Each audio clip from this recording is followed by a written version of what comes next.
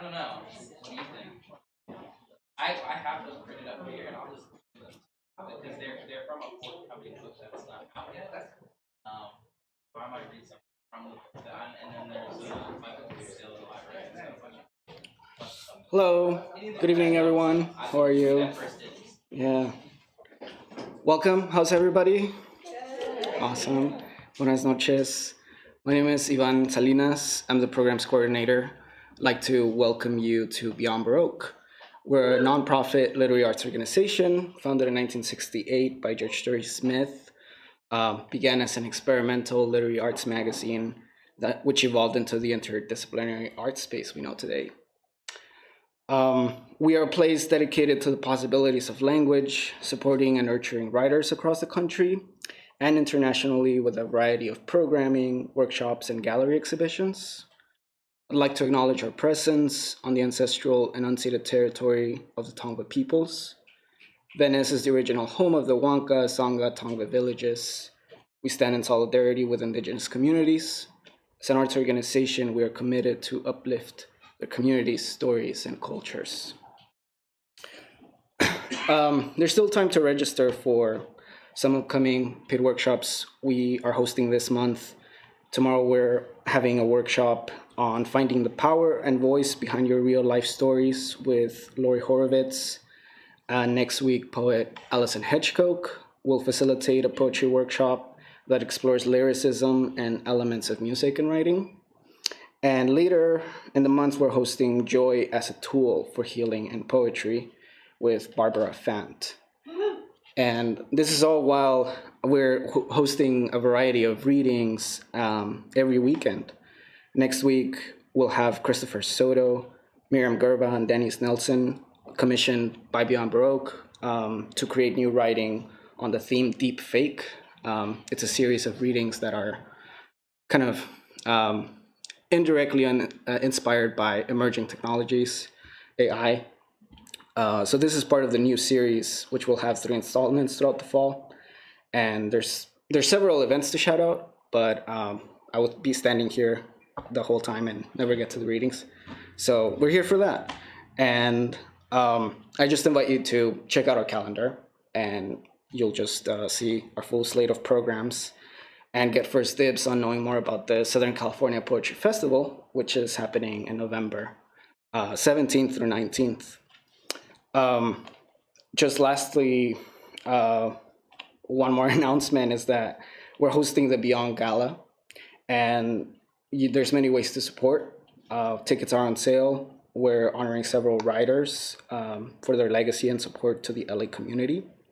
And it's our best excuse to be fancy for once in the entire year.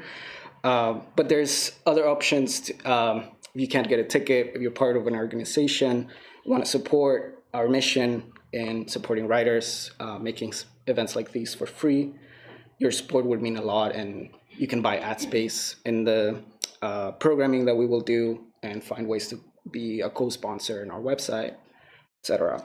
So just a note on that. That'll be happening October 21st. So if you want to know more about it, you can come up to us to learn more about it. Lastly, just shout out to Eric Alberg, Tech Master, to our directors, Quentin Ring and Jimmy Vega, and Genesis Perez and Nick Foreman in the bookstore, who all keep this place running. So thank you all. Thank you all for that. But tonight, please support our authors. We have books for them in our store. It's right across the hall. Some are brand new books, so I hope you can read as much as you can from the authors tonight, and I'm sure they'll be happy to sign it after the reading. So let's get this party started. Yeah. All right. Jennifer, Ms. B. Baptiste, is a writer, actress, and librarian of Haitian descent based in North Hollywood. She likes creating lyrical writings that resonate with the heart and mind to promote healing, empowerment, and curiosity. Ms. B has several poems published with independent literary presses and can be heard at local open mics around the LA area. Please welcome our first poet, Jennifer Ms. B. Baptiste.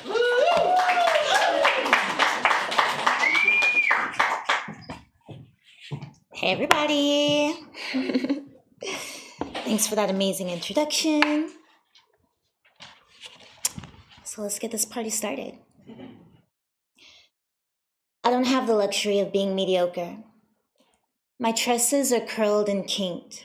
My skin is darker than bronze and paper bags, and I walk in a world that devalues me at times without knowing me.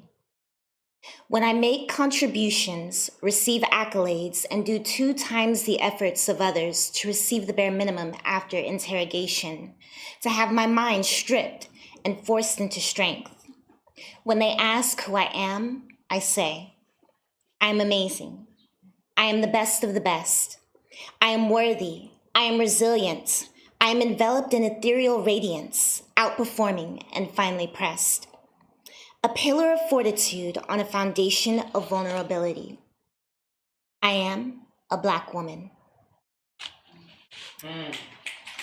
That poem is called The Riddle. So I turned 40 at the end of the month, so I'm so excited. And I wrote this poem a while back about my feelings about that. And this poem is called 4022. I'm taking myself out tonight. Flexible, flirty, fostering growth, and entering 40. Far from 22. The journal left on the nightstand read, no kids, no man, no problems. Life isn't what I thought it would be, but it isn't bad.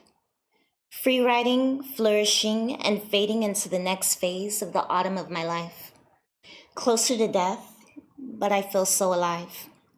Wandering a clear path, glowing in good vibes, good music, and good smells. 40 feels like 22.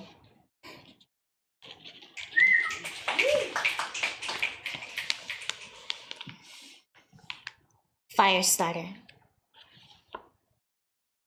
I asked the most dangerous ask and set the world aflame. I asked for a seat at the table and they set it on fire. I asked for pieces of the land and they charred it, leaving no life. I asked to break the ceiling and they tore apart a clouded sky. I asked to dream wishes upon stars and they rained down bombs of resistance and blessed me with oppression. I asked the most dangerous ask. I asked for equality. Yeah, I was feeling rebellious when I wrote that. So.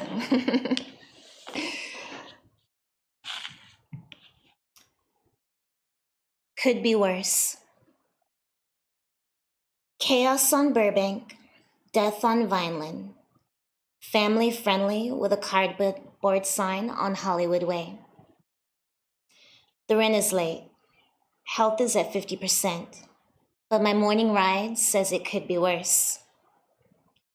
I could be wrecked on Burbank Boulevard by an unknown driver lost and far away, chatting it up with a passerby that claims they ain't seen nothing. I could be dead on Vineland and Victory, pasted to the pavement in the drizzling rain, surrounded by flesh and car barriers, blocking the road just in case EMTs find signs of life. I could be a single mother on Hollywood Way, in front of the grocery store, holding up a cardboard hand. Pardon me. I could be a single mother on Hollywood Way, in front of the grocery store, holding up a cardboard sign in one hand and clutching my child in the other, collecting stares and loose change. Yet still, the rent is late. Empathy is at 100%, because my morning ride says it could be worse. With chaos on Burbank, death on Vineland, and a family with a cardboard sign on Hollywood Way.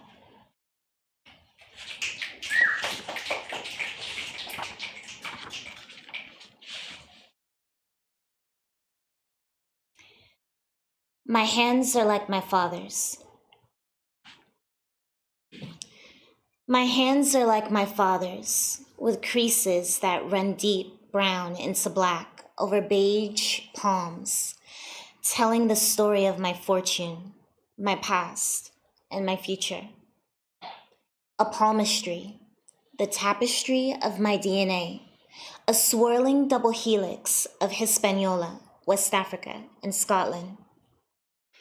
My hands are like my father's, with joints meeting in similar places, carrying fingerprints unique to me, displaying thinner veins filled with blood and emotions running deep, flowing under calluses similar to his.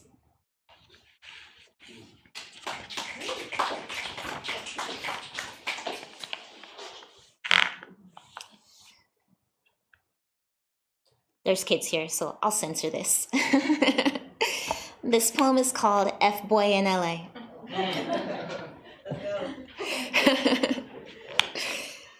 They fall out of love when the rent is due. Don't want to go when the gas is low. Turn their necks when the waiter comes with the checks. You know, those non-committal guys that ain't shy, especially when it comes to asking you to spread the thighs. Penis in a playlist, drama on a checklist, no coins with a bad bitch on their wish list. Leaving you forever grasping for a ghost with an earful of strings on drawstrings strumming fantasies that never come true. Double taps and empty text on replay, scattered replies on board days, characteristics from guys seeking to get their ways without having their shit together on any given day. With pickup lines like, can I come over? Pull up. Where you at? Or WYD. Yes, friend. Those are the signs of an F-boy in LA.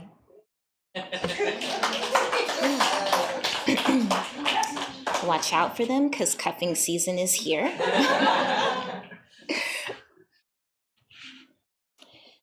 This next poem is called Skywatch. I wrote it during the pandemic, and it was just like a crazy, lonely time when we were all shut down. But I felt really inspired by that solitude, and, this poem was birthed from that. As the sun goes down, I walk to the patio and sit for a while. Dusk turns to night, and the stars flicker in the sky. I realize that all that day, I have been longing to rest on the patio, to feel the breeze and watch the neighbors, imagining there is someone in the empty chair next to mine. To hold hands and sit back gazing at the evening stars after the sun goes down. Even so, with just me, it feels good to sit for a while and let the sky watch me.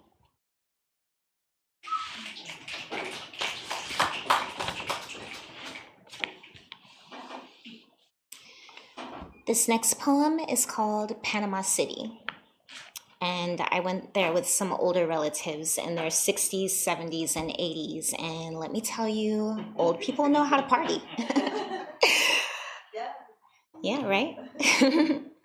So this is a story about them.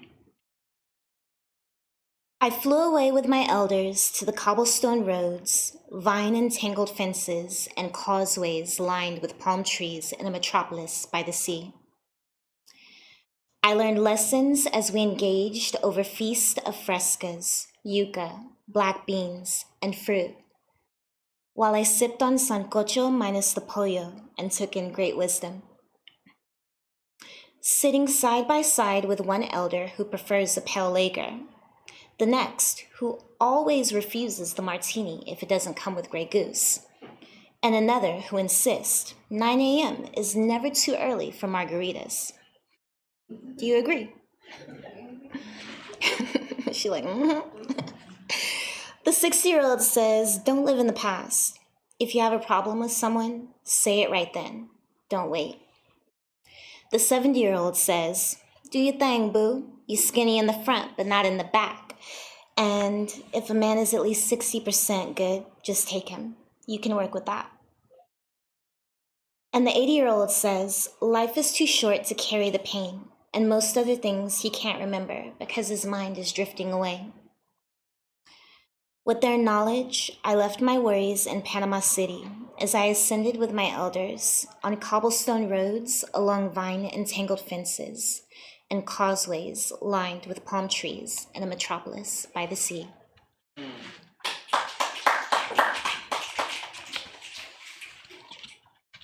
I love y'all's snaps and claps.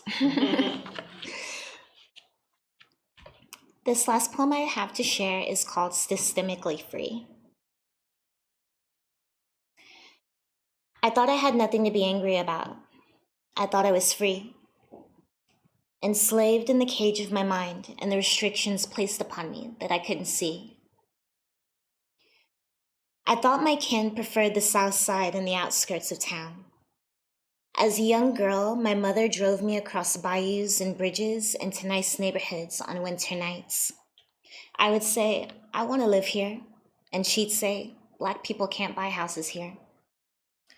At that time, I couldn't see the deed restrictions and access denied to me.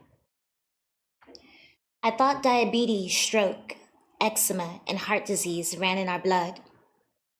I was an adolescent with frequent rashes who could walk to the liquor store or the nail shop next to the strip club by the chicken spot, but never to the supermarket miles away across the busy highway. I wasn't aware of the grocery gap, food deserts, and nutrition charts that weren't made for someone with ancestors like mine.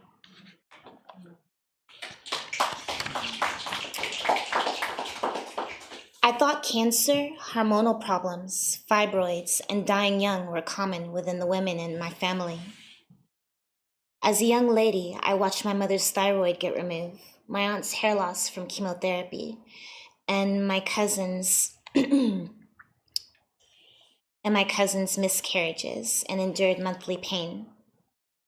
I was ignorant to the chemical disruptors in our hair and skincare with Eurocentric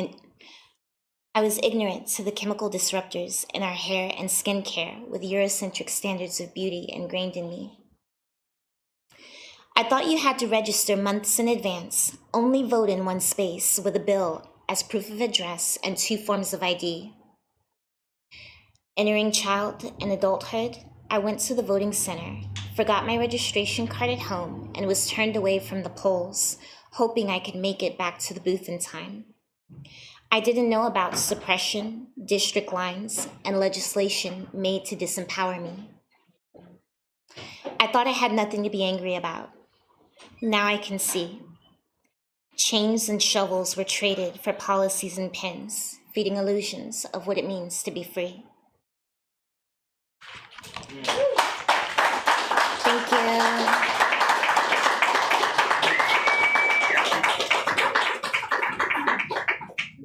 you. Jennifer, Miss B. Baptiste. Awesome.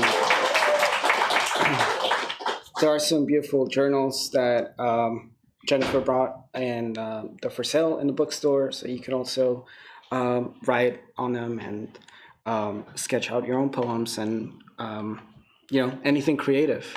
But just want to say I've known Jennifer for about 3 years. Her writing has just evolved so much, and it's just beautiful to hear you read every time and always see that there's a new poem published in a journal just across the country. So from Texas to now the Valley, holding it down. So awesome. Thank you for blessing us with being our first poet of the night.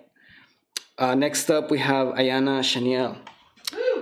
Ayana is a modern spoken word artist born and raised in LA. She has been writing for 7 years, beginning at Hamilton High School, where she wrote and performed on the school's poetry team, Hamilton. She has performed and featured for various open mics, such as the Poetry Lounge, Junior High LA, Get Lit Mics, Sunday Jump, Project Pit, and countless others. She's a Community Literature Initiative alumna and is currently a teaching artist in partnership with various organizations.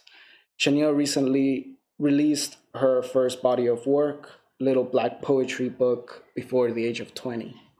Congrats, Ayana, and welcome.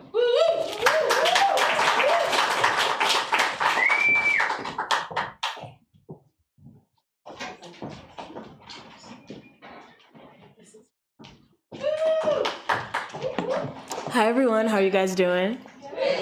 My name is Ayana Chanel. It's lovely to be in this room with all of you guys. Can you guys do me a favor?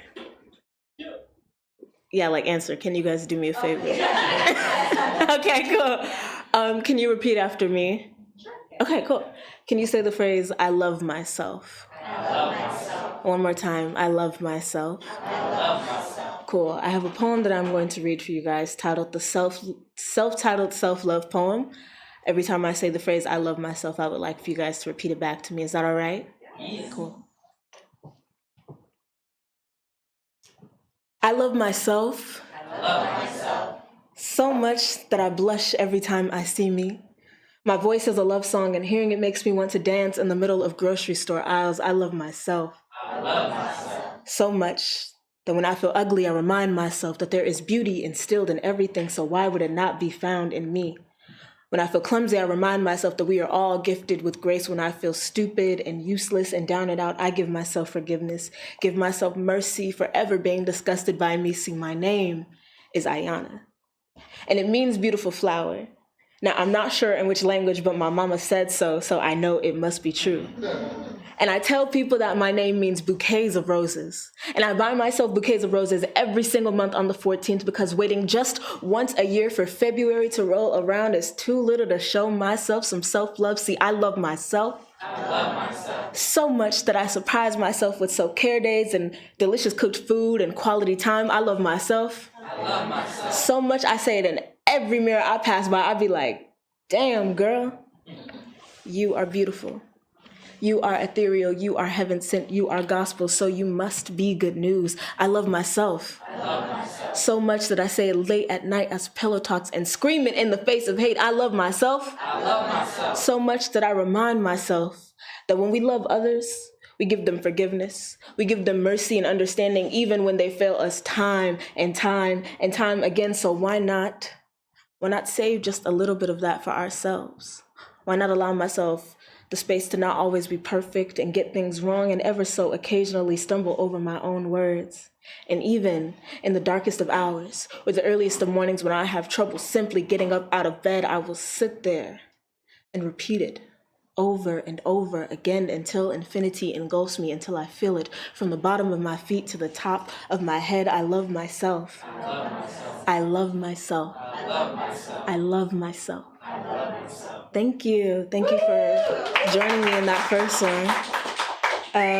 My name is Ayana Chanel. Everyone always says I Ayana myself whenever they walk past me. So if you're going to do it, I'm already ready for it. I am 20 years old. I turned 21 December 1st, so I'm excited. Yay. I have a few poems for you guys tonight. This next one was not one that I was going to read, but I was inspired by a particular conversation with my good friend Matthew Cuban over here. This title is called Baby Blue Boiled Egg, and just a warning, it is about throwing up. So, Go ahead, poet. So yeah, but like, feel free to laugh. There's no shame. Like, I threw up. That's okay, you know? So you can laugh at that. This is Baby Blue Boiled Egg. This is Baby Blue Boiled Egg. I don't like eggs. Childhood trauma, you could call it. I threw up a boiled egg once when I was 7. It was a 4-day-old bright blue boiled Easter egg, and I asked my aunt if it was still fine to eat. Now, she told me yes. I love the laugh every time, because yeah, she told me yes. But 2 hours later, we learned that the real answer was, in fact, no. Now, can you blame a kid for throwing up? Can you blame a kid for wanting a snack? No.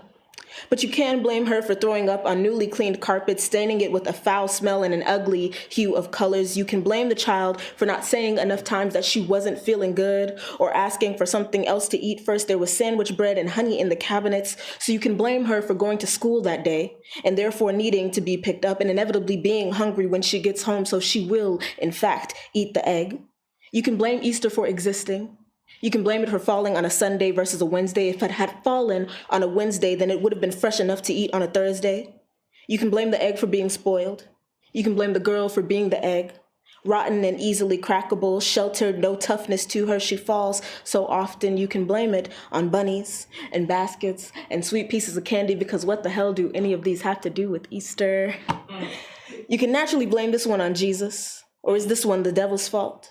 You can blame both for creating this existence where this lifetime would have the audacity to allow these string of events to happen. How sick is it that all of these instances have occurred at this exact moment, 2 weeks after a carpet cleaning, 4 days after Easter, 2 hours after eating said egg. I have childhood trauma. I can't eat boiled blue hidden treasures ever again. I have trauma not from me throwing up, but from feeling nauseous after the event, from feeling embarrassed of being told by my cousins, damn, that was embarrassing. Isn't that messed up?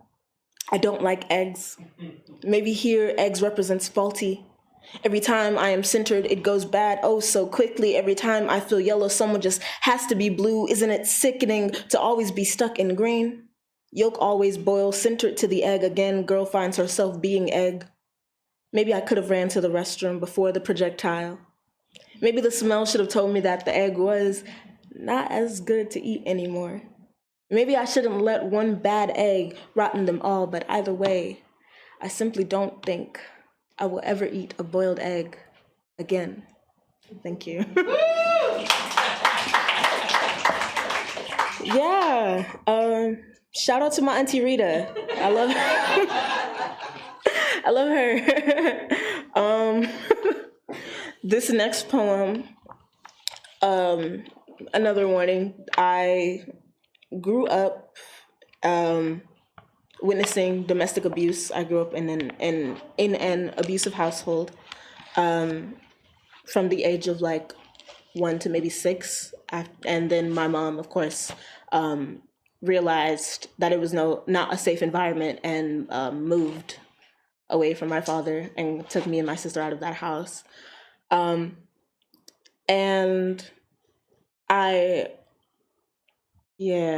just a warning, this poem's about that. It's called Gun of a Son, and there we go. I was 4, the first time my hands caressed a gun, cheaply hidden under a red towel behind Daddy's messy bed. See, I was at a new age. I was bound to go explore, and I played adventure and could grasp things they had never thought of before, so gun became grip in hands. I was 4 when I stared a barrel down its soul. I peeked in and held it close to my eyes like kaleidoscopes, seeing a new side of father staring right back at me, but Daddy loved his gun. Like a son, like the brother he wished I had, a boy for him to play war with and shoot imaginary corpses until finger triggers could aim better and they would practice right in the backyard. Play catches of bodies whenever they could. Maybe the target was my mother's heart or my innocence. My dad would bring his gang of little friends over. They would admire how big and strong son had become. Little boy turned teen, little girl turned terrified. So mom said he had to go. Too dangerous to be around the babies. See, I was 4 when my mother had birthed another baby girl. But Daddy wanted more boys to make machine men would aim at mom senselessly for feminine energy. I was 4 the first time I watched my mom face a gun. I was 4 the first time I faced fear. Seems like dads are a weapon of their own. They put holes through chests just the same, and my mom may have been as well a body bag to him. Ricochets of bullets in every part of her she stared through like pain. I was 4 when the gun left. Daddy went with. We watched from the window. A father who couldn't let his little man be drafted away, so he strapped up and strolled out too. Seems one of us would have lost a playmate either way that day. And yes, I would still play games and have adventures, but there was so much less to find here. Daddy's bed was soon made, no taking cover anymore. Still, the room was always hollow. Toys went back into their little boxes. There are no more boys in this house to make a mess of this home. The red towel would go back to its place in the bathroom. Washed and rinsed, red was turned to white. Folded neatly in the back shadows of its cabinet, I guess you could call that surrender. And I would go back to the spot where Daddy used to lay, searching for all of the things that we're missing. Thank you. Thank you. Yeah, we're gonna pick it up a little bit right now. This next poem is called Simply Wholesome. Has anyone heard of Simply Wholesome? You know, okay, if you had a patty there, you know, that's the spot for the patties. So Simply Wholesome is a restaurant and a holistic. It's like Trader Joe's, but like black. It's like Trader Joe's, but black, and black owned, and has been here since I believe like 1970, something like that. It's really long. Like it's older than Trader Joe's. So like Trader Joe's is like the white Simply Wholesome. Yeah. And they have like holistic skincare, hair care, health care for like black folks. Or if you're just into natural ingredients, they have like shea butter, black castor oil. Like I get pretty much everything from there. Sea moss, you get that sea moss gel, get your internals right, you know. And it's off of Overhill and Slauson. And if you grow up in like Inglewood or any general area around Inglewood, it's a very prominent spot for everyone. And so I wrote a poem that was like sort of dedicated to Simply Wholesome, but not really, because it's really about like other things that we'll get into when I read the poem. But just know if you're ever over there to support, because it's of course a black business. It's helping the community. It feeds the community. It's necessary. I was stalling so I could find it. I found it. Okay. This is simply wholesome, and it'll make sense when I get into the poem. So, I am going to burn down the nearest McDonald's. There are 13,837 McDonald's in the United States alone. That is more than all of the Trader Joe's and Costco's combined. California has over 1,000 of them, and 14 of those are within a 5-mile radius of my own home. I passed 7 of them in order to get to the closest Ralph's, and I am sick of the mass marketing, turning corners to hear ba-da-ba-ba-ba. I hate it. I would just like to go to a place where I don't have to question if the salad is a real vegetable. I'm going to burn down the nearest McDonald's because there is no reason why you can find a drive-thru before a grocery store. Before we know it, Ralph's will be replaced with McRibs and Big Macs. No more food for less. The only option is fast and fake. They sell boxes of crap for $2 and call it dinner. So yes, I'm going to burn down the nearest McDonald's. And the second nearest one because it's always right across the street from each other. See, I live in a place where folks can't afford fresh food and fast don't give no love, so they'll give them kids' meals for just a few bucks with all 5 food groups to go up nice and strong. Byproduct, French fries, Coca-Cola, McFlurries, and chicken nuggets. With malpractice, malnutrition, my people won't even be able to fight a fair battle because we are already losing to high cholesterol, heart attacks, high blood sugar, diabetes. So I will be the one to start the war. I will send over salted sugar, frozen lard-soaked French fries flinging into the air. I will launch McNugget mystery meats into Ronald McDonald's face and pour large fountain drinks down the streets to wash out my tracks, see street by street. I will cleanse us of forever broken ice cream machines and supersized servings. I will burn down all 13,837 McDonald's and counting. And I will replace each and every one with a Simply Wholesome. So, thank you. And this last piece, you're gonna hear me stall again, is called Still Rising. It is in response to Maya Angelou's And Still I Rise. Ooh, gotta love a glossary. It's in honor of all the Black women that raised me. It's in honor of all of the people that have raised me, but specifically the Black women, the ones who have listened to me and guided me and taught me like how to navigate in this world specifically in that way. I have a lot of elders that I'm grateful for. Same, like I got 70, 80-year-old besties that I'm very appreciative of because of them, I can see myself not only like living but thriving, if that makes sense. For a long time, like I didn't see myself living past a certain age. I'm actually still sort of kind of shocked that I'm like getting to be 21, if that makes sense.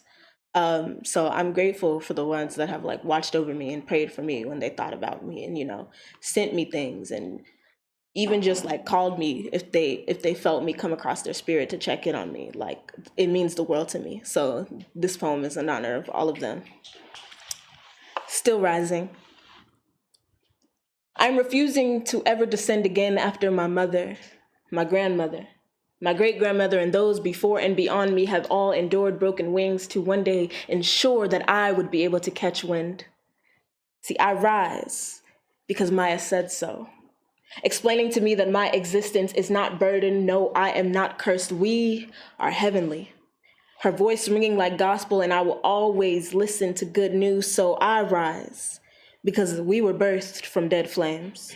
So you're damn right, I sure have been through hell. I rise because too many will find satisfaction in our downfall. I have been hunted at like duck season, aiming at my every move. So yes, they will be upset when I make it out alive.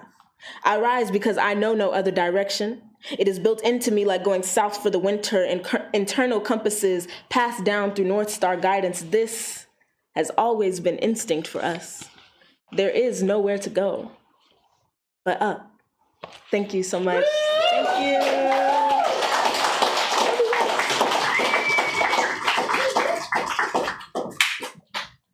Ayana, Shaniel, everybody, thank you. Thank you for your energy, your stories. Yeah, and it's a blessing to have you in the space and to hear you read in person for the first time myself. We just know that we don't have Ayana's book in the store, but please support World Stage Press. You can buy the Little Black Book online, and also you can find it at the Sims Library. So shout out to the Sims Library crew. All right, our next poet is Diosa Xochiquetzalcoatl. Diosa is a multilingual and multidimensional 3-time slam spoken word winner, international poetisa, and workshop presenter. She's a seasoned language arts educator with a bachelor's in English and master's in cross-cultural teaching. As a published poet, you can find her work in a variety of anthologies in both English and Spanish. Diosa X is also the author of 3 poetry collections, with a 4th on the way. Her collections include A Church of My Own, Hechicera, sus sultry spells, West of the Santa Ana, and Other Sacred Places. And coming just in time for the holidays, Felices Fiestas, you can find all of Diosa's pertinent information on her website. Please welcome Diosa Xochiquetzalcoatl.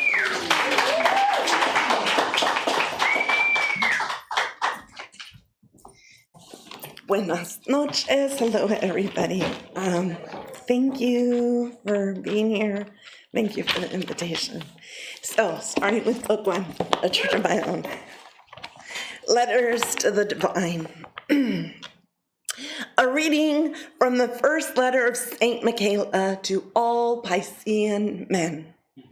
I do not write these lines for you. I write them for the female collective that will commingle with your prototype. I write them for the little girls so that they may finally put an end to the ridiculous cycles created by your kind. I did not come to cohabitate behind picket fences. I came to do the dirty work in the muddied trenches. I came to make you pay for all of your offenses, past, present, and future. I am your karma incarnate. No more redos, no more chances. You'd better get it right when it comes to romances. Good luck trying to romance this stone. Your 3D attempts are pathetic and forlorn. Beware of my wrath and ardent scorn. I am here to take the bull by the horn. Consider yourself dutifully warned. A reading from the first letter of Saint Michaela to the Divine Feminine. My dearest sisters, I am the Michael of the feminine collective, collecting the debts of every woman who's ever felt neglected, dissected, dismantled, distraught, dejected. You are hereby heavily protected. Simply put, I am the 3D man, reflected back to his face, regardless of color, creed, shape, size, or race. Like the great obsidian mirror, and from that same obsidian, my tongue meant to slash these words on paper and subsequently be sung. The clock is struck, the show is over, it's time for the Piscean man to shut up and roll over. Ladies, no more need to wish on a 4-leaf clover. Red Rover, send the next Piscean man right over, because I was destined to slay the last of these ogres, and with this last slaying, finally release my disclosure.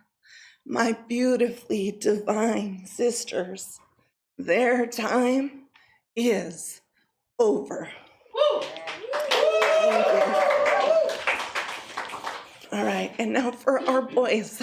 We're gonna go on a roller coaster tonight. Baby boy, do not give into the darkness, for you are a beacon of light, meant to be seen far and wide. So don't you dare try to hide from the God-given truth, pretending to be uncouth. Baby boy, you a supernova. Don't you dare forget the tears your mama wept as she brought you down from the star nation in beautiful and powerful representation of our strong and proud Purepecha nation. Lil' bro, stop the starvation. Feed your mind only good vibrations. You got this, man. You got it straight. Don't you dare fall for that ridiculous bait. Sit and wait. Let Creator take the pain and sorrow away, for today is a brand new day. 'Cause baby boy, you were meant to stay in the light, with no need to fight against that darkness. Thank you. And so, I told you we're going on a roller coaster. Nightmare. Allow me to be your greatest nightmare. You know, the kind that keeps you up all hours of the night, stimulating hypervigilance and detrimental delight, provoking perfidious palpitations, giving way to hallucinogenic hesitations, those that begin by pounding on the chest and in their attempt to escape, strangle your Adam's apple at my request. 1, 2, I'm coming for you. I'll make you toss and turn, drenched in a cold sweat, daggers to the heart, lest you ever forget. 3, 4, you'll be begging me for more as I make you scream in the dead of the night while you surreptitiously surrender in a paraplegic fight. 5, 6, I will use your magic stick against you, casting sinful spells which will create chaotic convulsions. The more you try to resist, the greater my expulsions. 7, 8, your pain will be great. Hark the evidence on your neck when you awake. And for heaven's sake, don't be fooled into thinking I am yours to take. 9, 10, you'll want to relive this again and again, filled with painful pleasure and oxymoronic fright, never wanting to close your eyes when, good night, good night. All right. Felina. By the way, from Hechicera. You don't know how to approach her.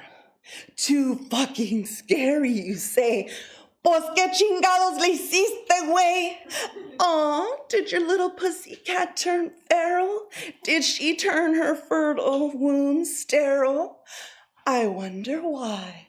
Why is it that until now you discover the hidden jaguar within this mujer dormida, this mujer gigantemente, brutalmente encendida, who of all felid species has the strongest and most powerful mordida?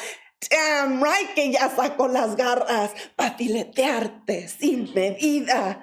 You should be fucking scared de esa poderosa, feroz felina a la que de nada, nadita en este mundo se le olvida, quien siempre manda y siempre domina, a la que es capaz de cobrarte hasta tu última gota de vida. Atentamente, la feroz felina.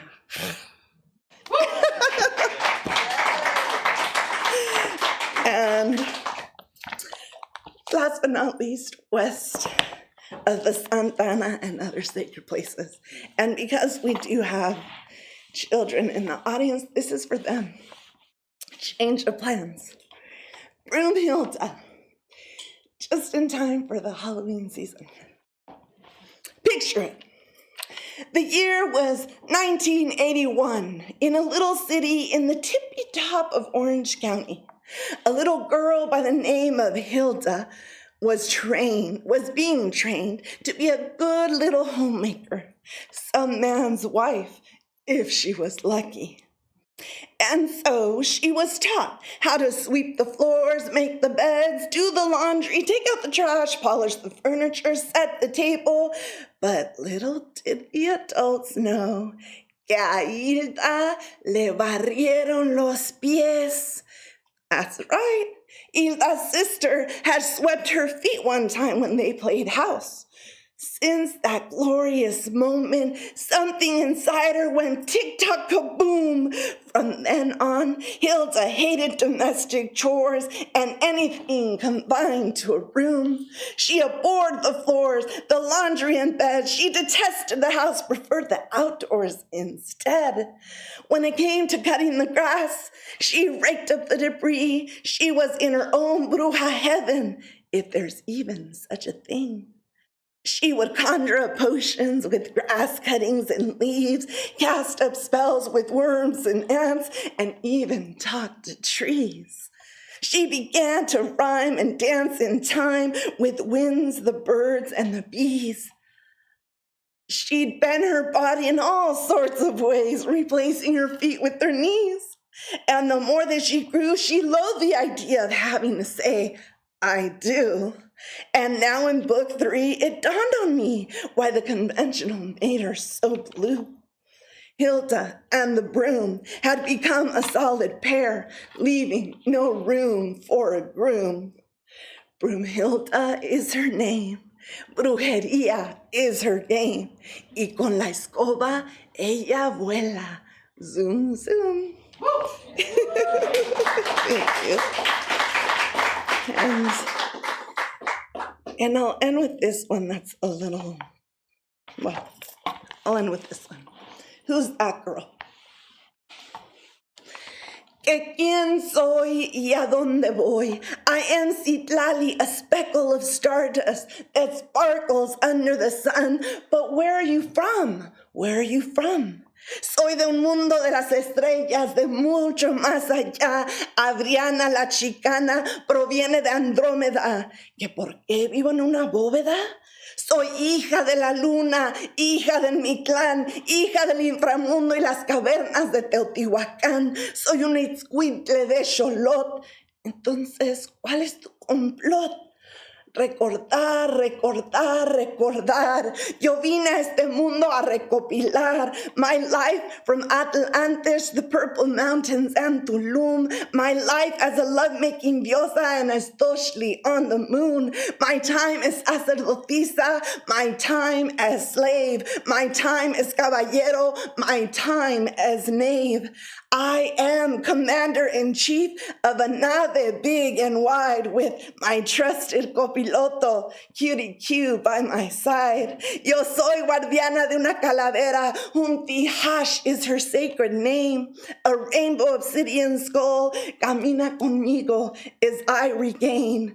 Memoria, memoria, memoria. Who am I? Where am I from? ¿Cuál es mi triste historia? ¿Triste mi historia? Nada de eso, aunque a mí no me han regalado ni siquiera un solo hueso. ¿A qué viene todo esto? Transmutar, transmutar, transmutar. Yo vine a este mundo a sanar el ataque a mi chakra vocal y las traumas que giran en el gran espiral. ¿A qué viniste, sagrada Nahual? Amar, amar, amar, amar. The physical matter does not matter. Geography is just a place. Who I am and where I'm from is just a 3D chase. Solo sé que vine a aprender how to love this human race. Who's that girl? Es la pregunta de many want to know. Not just where I came from, but where I want to go. Only this I know. Soy, doy, tengo y voy, un recuerdo, una memoria, una recopilación, un misterio, una historia, una fuerte transmutación, desenvoltura, desentierro, una gran revolución, convocatoria, gran silencio, sagrada sanación. Ella es, nosotros somos. Amor, amor, amor. Plaza Tomate. Cuarto.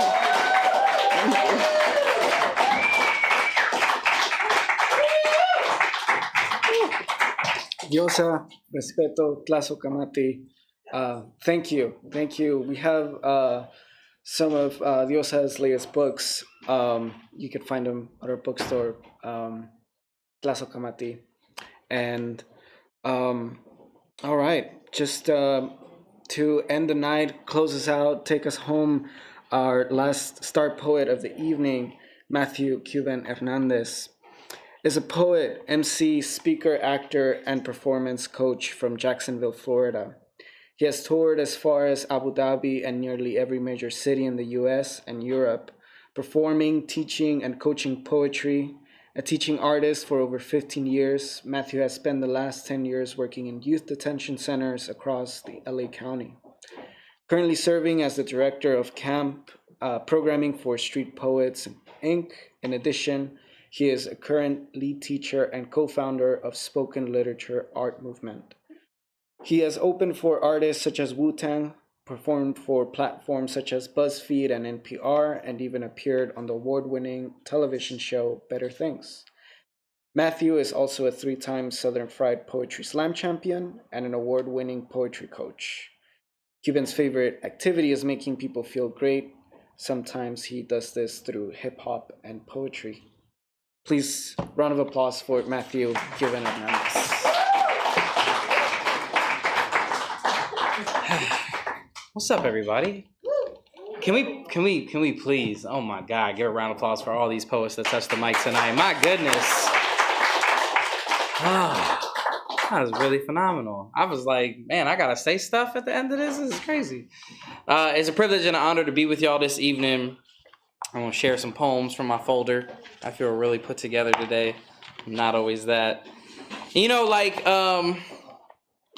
I don't know. Like I'm working on this forthcoming book that's gonna come out, and I really like have everything in one place so I could just see what comes out. Because I wanted to do stuff, and I was like, I don't know if I want to do these poems. We'll see what happens. Yeah, we'll have a good time. If you're feeling good, say yeah. Yeah. If you're feeling really good and you don't care who knows about it, say, hell yeah. Don't you say it, babies. That was a trap. I set you up. You're going to get us all beat up. All right. I call myself back like a child playing from sunrise to sunset, smelling like summer and outside. I call myself back like a missed moment to show the footprints left behind.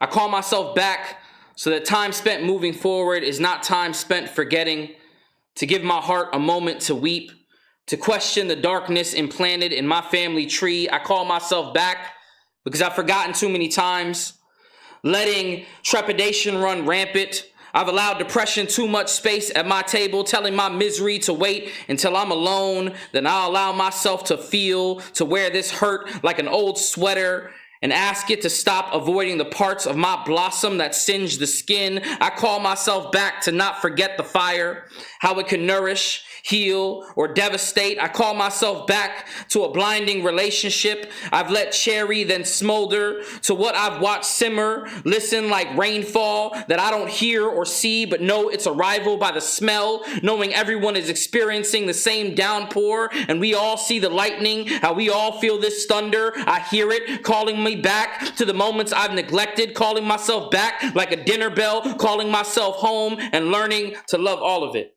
Thank you. So I went to Cuba recently, and it was pretty dope. It's pretty cool. It was like pretty traumatizing too. I was like, man, why is America so terrible? I thought I didn't like America. I thought I had my feelings about it. And I went there and I was like, oh man, this place sucks. What's wrong with America? I went to like a Walmart and like almost burst into tears. And I don't know what it is about this microphone or this lighting that makes me want to give you the NPR voice right now. But I don't normally talk like this. I'm usually got a lot of, feelings in me. But I wrote an angry poem about America. Want to hear it? Yeah. Okay, here we go. Might be a bad word or two. It's PG-13. You might get one F-bomb. All right. Now I know a kid raised on family trauma, believing the suffering of his grandparents, seeing his grandmother's faith as blind and a homeland turned horror show. I know a country named hypocrisy, calling itself great and daring its people to deny it, spitting on the rest of the world and trying to drown a dash in the middle of an ocean. I know a place where healthcare is free, where everyone has a home and puts out buckets to catch the rainwater, building a hospital instead of a wall, asking its people to resemble the ocean they wade in, to rise and fall with the weather, to trust until home is a harvest, to know that starvation is not stagnation, not a pointed finger, but a raised fist. If you knew me, you would know the tears my father holds in his doubt, the legacy fading into the gray of his memory. You would know the Cuban I became after the United States divorced me from my own identity, how I folded myself into what others told me I was, how all I knew became nothing to know, how we unlearn as we grow, how we unravel as we learn. I know a kid so confused and so sad and so hurt and so many words that cannot be translated, how I was transatlantic before transferring funds, how I knew that a dollar could mean life or a curled fist, how my ancestors have the same hands, but mine are so much softer. When I speak, the heat baptized my body. It baptized my body in perspiration. I am bathed in perspective. I am 5 years old, watching my grandfather Pablo fillet a shark with bullet holes in his arms and chest. I am a story turned fairy tale, testimony, and all the anger that it birthed, the unsettling of resettling. The negro my grandfather tried to beat out of my mother. The white my father never felt anywhere but his knuckles. If you knew this place, you would love this place. You would burn out the white supremacy holding a knee or a knife or a gun to the neck, a big bully fuck up, watching you like the thing they never own up to be. America the fake, land of the overdraft fee, home of the slave, bent on saving nothing but a buck, a bronco, not even native to the people, annihilated or incinerated or alienated or pushed so far back they're forgotten. My hands are shaking. I'm holding a pen like a hand grenade or a handgun. gun. I'm pointing it at myself, hoping anyone is struck by enlightening, hoping I'm not stuck frightened, too small and too fearful to raise my hand and call bullshit in a room of hypocrites wrapped in stars and drenched in my ancestors' blood. Thank you.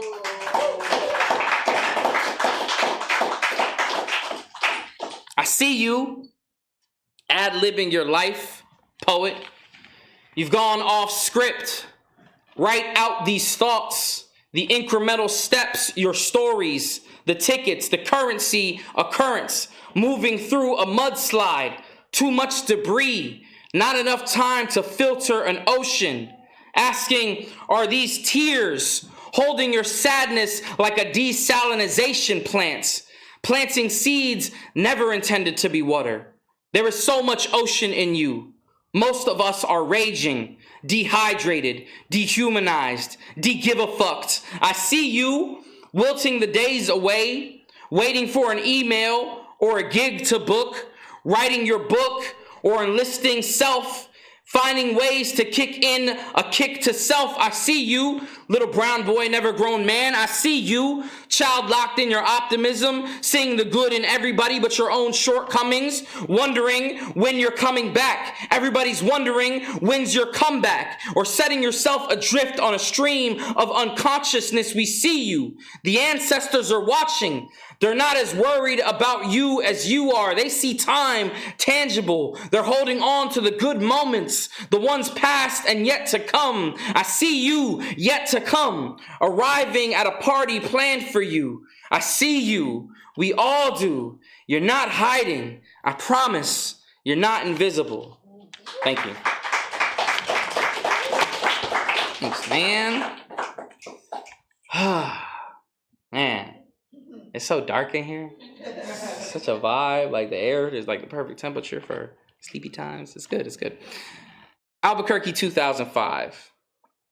We took the longest tramway in operation to the top of the Sandia Crest.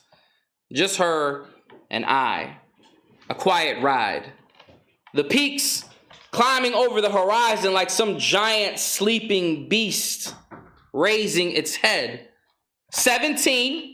And all I wanted to do was borrow your rental and do hood rat shit with my friends. The trolley was heaving. People of every type, phones and cameras, trying to steal away the moments and snapshots to look at later or to prove to their friends that they were here. Others would murmur prayers for safety in an attempt to cool their discomposure. But you were calm. No fear, no distress. Not sure if you looked out the window, not sure if I did either. You, the most important part of what I want to remember now. You, the only sight worth seeing. At the peak, we spilled out like water from a burning house. I went on a hike and left you to take in a view alone. You loved the mountains. You loved life. And I don't remember the hike. I don't remember the parties or the friends. I don't remember the poetry, but I do remember you.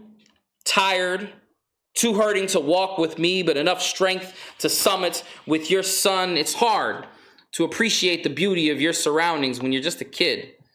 You don't know only 12 years remains and every second with her matters.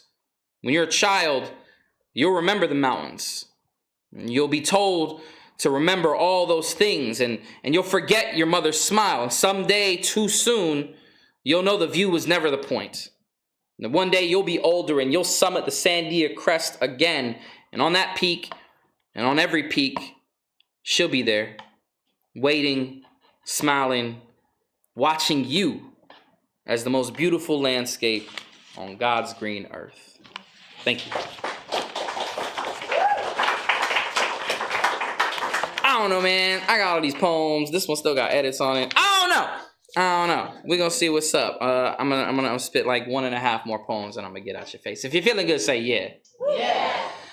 My heart be Hoover Dam, be standing ovation, be an encore, be a showstopper. My heart be a levee, a construction zone for unsolicited advice, A self-serving, single-use coffee cup. My heart be calloused, be hands, be my father's hands, be the bend in my mother's knees and back, be a bed leaned upon until God or time shouldered her last breath. My heart be fractured, be a broken place, held in place like windshield. My heart be shield, be a sword with only pointed ends, be pointing me out in a crowd of my temper, be a lighthouse in my torment. My heart be fear, hesitating and skipping, be a murmur of what I really want to say, be saying so much with only a pulse, a yellow light in a city running late. My heart be a heaven, be a doorway, be an opening, be the only way out, be taking everything, be bundled together like firewood. My heart be only a few degrees away from inferno. My heart be a ribbon cutting, a cut on the editor's floor. My heart be behind the scenes of every scenes, a Blu-ray director's veto saying, nah, this has to stay, this part needs to stay. Thank you. So, you know what I'm saying? I teach poetry to young people who are incarcerated in this city. You know, LA incarcerates more young people than anywhere else in the country. It's kind of crazy. It's big business. In case you didn't know, tax season coming up, for some reason, the state pays out $500 million every year to incarcerate about 1,500 kids. It's terrible. It's big business. It's awful. These young people are not getting the services they need. So, you know, we try to bring in art. We try to bring things. And you know, it's crazy. When you're young, people just tell you stuff. They just be like, oh, you're young. You know, you must be the nerd, or you're the jock, or you're the bad kid, or you're, you know, and then you just run with that. Like for 3 months when I was in 3rd grade, I was Filipino. And they just told me that. They were just like, you're Filipino. They would give me Filipino facts. And then I just ran with it and was like hype. You know what I'm saying? I come home telling my mom how we do as Filipinos. She's like, not a drop. So, you know, trauma is what I'm saying. And, you know, you got to find ways to get it out. So it was a joke. I'm also honorary Samoan. I look like a few things, but it's okay. You know, last week, 2 of my favorite students wrapped their knuckles around each other. Now in class, when we're aggravated or upset, we do push-ups or we listen to really cool beats. The other day on my sign-in sheet in the comment section, usually reserved for the principal, one of my boys wrote, "Great class." And that was the best part of my day. Now at the Challenger Memorial Juvenile Detention Center, a youth prison named after a space shuttle that exploded, a failed mission. There's a dog pound at the front gates. You can hear whining and barking as your tires roll through gravel. In the yard, you can see the lights from the state penitentiary directly behind. Most of my boys joke and say that this will be their next step, but in my class, I show them poems. Always my favorite and always the powerful. I tell them there's a future in words. I show them my path, the dirt I crawled through, the voice I stumbled on, the same voice we can find searching the right conversations. We talk of memories, acknowledge and agree that we are the sum of what we remember. Now their growth is my process, and I love to watch them blossom. Each poem, a petal forcing its way from a bud, a little more assured each time, each step, a little more confident than the last. I don't just try to teach poetry to kids. I try to teach them how to walk in their own skin. I try to teach them how to own their skin when they walk. Sometimes I stand in front of a classroom and my students look like abandoned homes in the neighborhood the city has forgotten. I give them notebooks. I give them tool belts and talk them into believing that anyone can be a carpenter. I say these words are nails. These poems are houses. Build it carefully because someone might need to live here. I look them in the eyes and say, the sentences you need to focus on do not end with a gavel. They end with a period. Let me show you how to make them with your own hands. Your story is important, so write it down. And they do. Some laugh, some cry. I say it's okay. Our emotions are like lightning bugs. If we keep them bottled, they'll die. And a person who doesn't feel is just a photograph. And you are worth so much more than 1,000 words. You are an ocean of confessions, begging for an out. There is a key in your every syllable. The right combination can unlock dreams. I tell them to dream, then edit. I tell them a rough draft is one of the rare times in life you actually get a do-over. I tell them to wrap themselves up in their stories. Don't get wrapped up in money, because then you'll become a hater, and haters get halitosis, and that's chronic bad breath. I tell them, I don't know why, but it feels true. I tell them to feel for the truth like a switch when engulfed in all life's dark, that this universe loves honesty. So don't hold your tongue or your punches, that their process is my growth, and the only time I don't feel guilty prostituting my emotions for strangers, I tell them everything someone told me once. You could be great. Each poem, a petal forcing its way from a bud, a little more assured each time, each step, a little more confident than the last. Y'all, I tell them I love them, because most of the time, they never hear that. I tell them no matter what society has shown them, no matter what that judge has told them, that they are not a failed mission to me. Thank y'all so much, man. I appreciate y'all.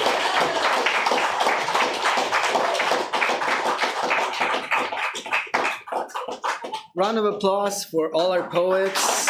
Hey, thank you. Matthew, speechless, but when is your next book coming out? Oh my gosh. You and my publisher are both very curious about this. Hopefully soon. Before the next season of Invincible comes out, my book will drop. No, 2024, early 2024. Okay, all right. Well, we all got a preview of it, a sneak peek. But thank you for sharing, for all our poets, the wisdom and your energy, your passion. Really, we want to make space for more poets like you all, and we want to make Beyond Baroque your home. So please know that the space is open for about 30 more minutes, 40 more minutes. So feel free to hang out, grab a drink outside, and also purchase some books and support our authors. But thank you all for this wonderful evening. Hope to see you again. Yeah. And give it up for your host. Appreciate y'all. Thank